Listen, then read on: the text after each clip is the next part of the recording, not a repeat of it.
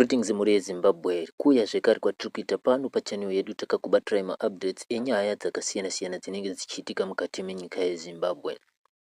Kuya zvekare kwatiri kuita takakubatirai nyaya ine tsamba iri kuenda kuma-army generals kubva kuna revolution fighter anonzi Not 2030 achitaura iye achipa yambiro kuma-army generals ari pabasa ese nevasiri pabasa kuti ngavangwarire kunge vachiisirwa muchetura kunge vachibuditswa mugemu zvishoma nezvishoma nemutungamiriri wenyika President Emerson Mnangagwa nefaction yake kuitira kuti vasazosimudze musoro nekuti vese vane simba rekunge vachipandukira hurumende yaPresident Emerson Mnangagwa ndivo vari targeted panguva ino. Saka panapa tine chinyorwa chatakabata muri yeZimbabwe chatichakuverengerai chiri kutsanangura zvese in details.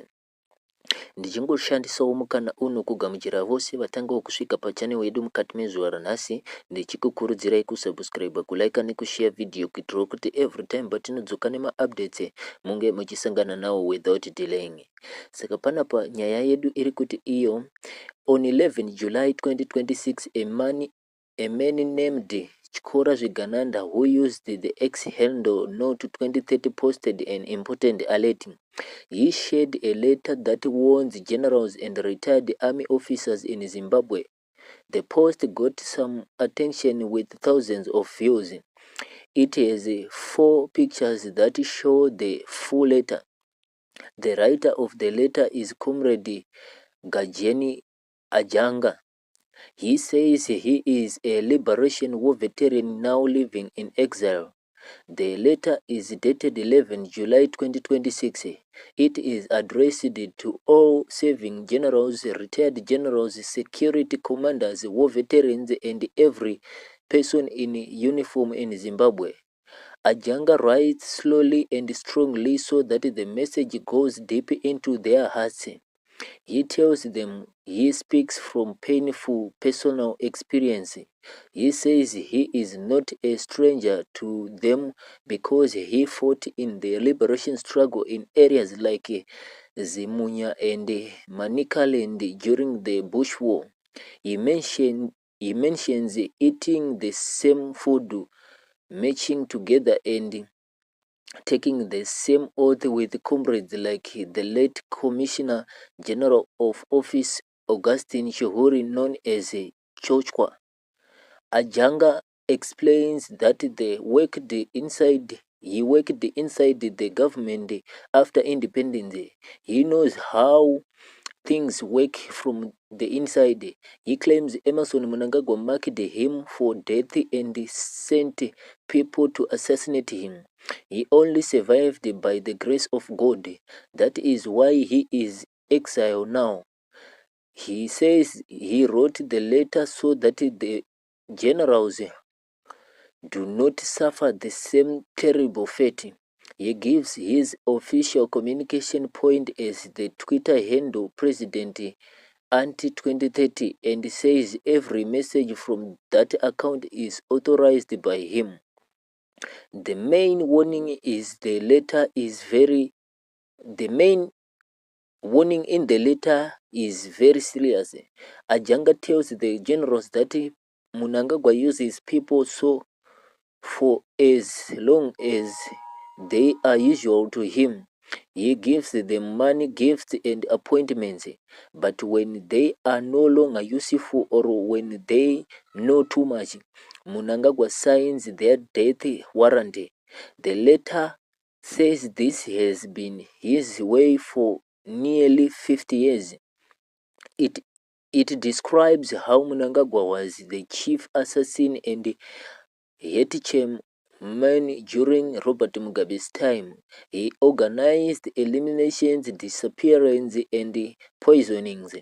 Deaths were often called heart attack, short illness, or natural causes.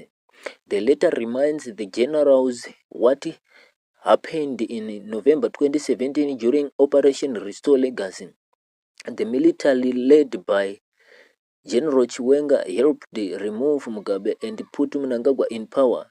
They risked everything to make it president. to make him president. But now, 8 years later, Mnangagwa has started to dismantle the same generals one by one. He has retired some early cut budgets, isolated them, and many have died from strange illness. The letter points out that General Chiwenga himself has had his powers stripped away day by day.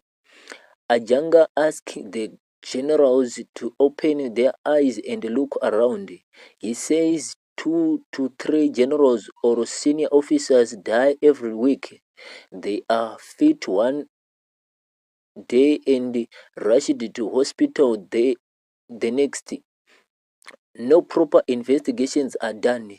There are no post-mortems or coroner's inquest. The widows and children get no answers. He questioned what kind of leader stays silent when his own protectors are dying. The pattern only happens among generals, security people, and war veterans, not among cabinet ministers or other groups. He begs the generals not to trust the money stars on their shoulders or bodyguards. Their turn is already written down. He tells them to wake up, demand accountability, and stop protecting the man who is killing them slowly. He says they should speak with one voice and call for independence probes into every unexplained death. That is the only way to stop the slaughter. The person who posted the letter on X Note 2030 added his own alert. He told generals and retired officers to listen carefully. He said a dark cloud is upon them and that the letter shows fully how Emerson is poisoning and eliminating them one by one. By releasing it publicly, everyone becomes a witness. When something happens, they cannot say they were never told.